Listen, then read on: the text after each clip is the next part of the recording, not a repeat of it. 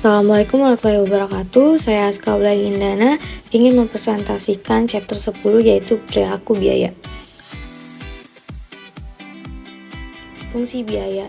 Fungsi biaya adalah gambaran matematis tentang bagaimana biaya berubah mengikuti perubahan tingkat aktivitas yang berhubungan dengan biaya tersebut. Kemudian ada terminologi biaya, terbagi menjadi 3 yaitu biaya variabel yang merupakan biaya yang berubah dalam total dalam hubungan dengan beberapa aktivitas atau output yang dipilih. Kemudian ada biaya tetap, merupakan biaya yang tidak berubah dalam total dalam hubungan dengan beberapa aktivitas atau output yang dipilih.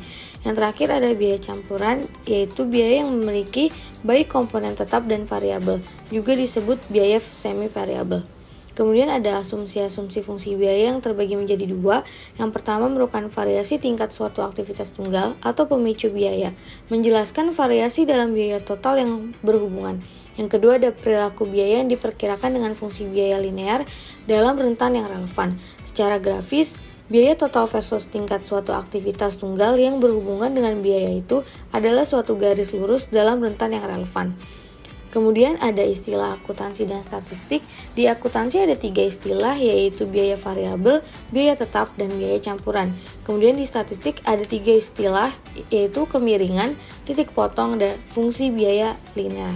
Fungsi biaya linear Y sama dengan A plus BX. Y itu variabel terikat biaya yang diproduksi, A itu titik potong biaya tetap, B itu kemiringan garis biaya variabel per unit, X itu variabel bebas pemicu biaya.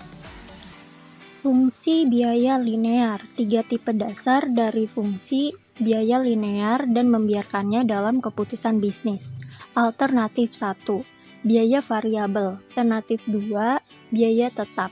Berbeda dengan grafik untuk alternatif 1 dan 2, panel ukuran total biaya dalam rentang yang relevan meningkat seiring dengan meningkatnya jumlah jam CPU yang digunakan. Kriteria pengelompokan komponen variabel dan tetap dari biaya. Pertama, pilihan objek biaya. Objek-objek berbeda dapat menyebabkan pengelompokan berbeda dari biaya yang sama. Kedua, horizon waktu. Semakin panjang periode, semakin mungkin biaya tersebut variabel. Ketiga, rentang yang relevan, perilaku hanya dapat diprediksi dalam rentang aktivitas ini. Kriteria sebab akibat dalam pemilihan pemicu biaya. Pertama, menentukan apakah hubungan sebab dan akibat ada antara tingkat suatu aktivitas dan biaya yang berhubungan dengan tingkat aktivitas tersebut. Yang kedua, hubungan sebab dan akibat dapat muncul karena hubungan fisik antara tingkat aktivitas dan biaya, pengaturan kontraktual, pengetahuan operasi. Yang ketiga, catatan. Korelasi tinggi hubungan antara aktivitas dan biaya tidak mesti berarti kausalitas sebab akibat. Metode estimasi biaya. Metode teknik industri atau yang biasa disebut dengan metode pengukuran kerja. Mana mengestimasi fungsi biaya dengan menganalisis hubungan antara input dan output dalam konteks fisik yang meliputi studi waktu dan pergerakan. Hasilnya sangat teliti dan rinci, tapi juga mahal dan menghabiskan waktu. Kedua, metode konferensi itu mengestimasi fungsi biaya berdasarkan analisis dan opini tentang biaya serta pemicunya yang dikumpulkan dari berbagai departemen dalam sebuah perusahaan, contohnya pembelian, teknik proses, manufaktur, dan lain-lain. Nah, di metode konferensi ini mengumpulkan pengetahuan ahli, namun kekurangannya, kebergantungan pada opini masih membuat metode ini subjektif. Ketiga, metode analisis akun, mengestimasi fungsi biaya dengan mengklasifikasikan berbagai biaya akun sebagai variabel, tetap, atau campuran menurut tingkat aktivitas yang diidentifikasikan. Hasilnya cukup akurat, efektif biaya, dan mudah digunakan, tetapi subjektif. Metode analisis kuantitatif yaitu menggunakan metode matematis formal untuk mencocokkan fungsi biaya dengan pengamatan data historis atau data masa lalu. Keuntungannya dari metode ini hasilnya objektif. Langkah-langkah mengestimasi fungsi biaya menggunakan analisis kuantitatif. Yang pertama, pilih variabel dependen biaya yang akan diprediksi.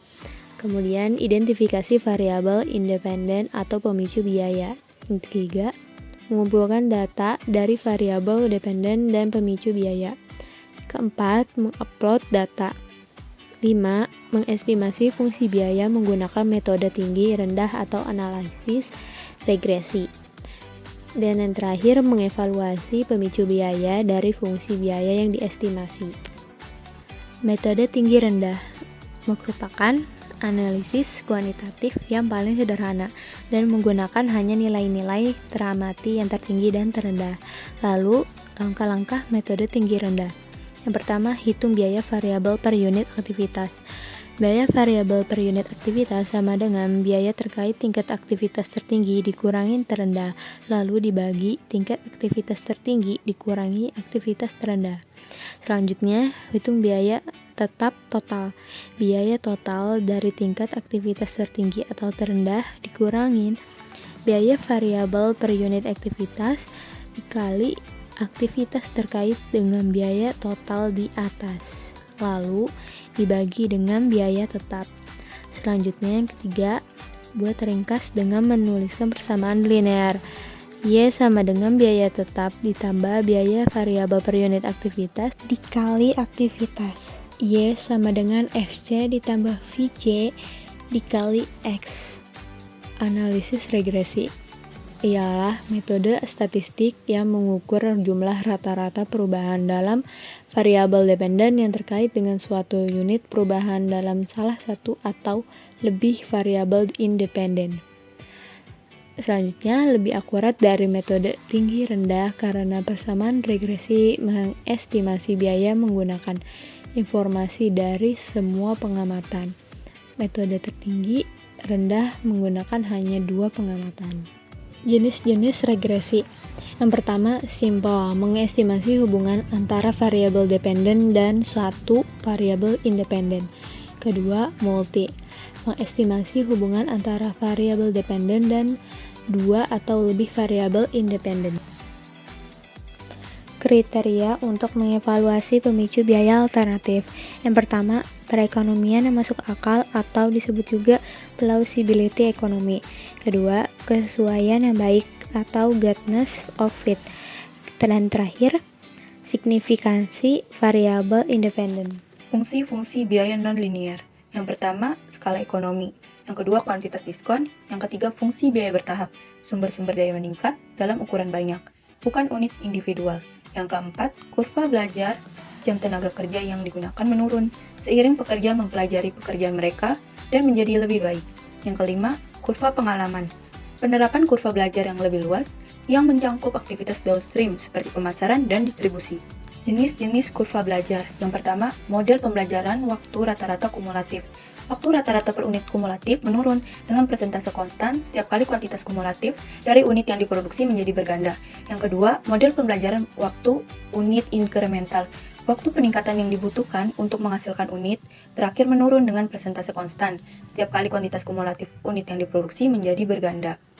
Selanjutnya, database ideal. Database harus berisi banyak observasi yang terukur dengan andal dari pemicu biaya dan biaya.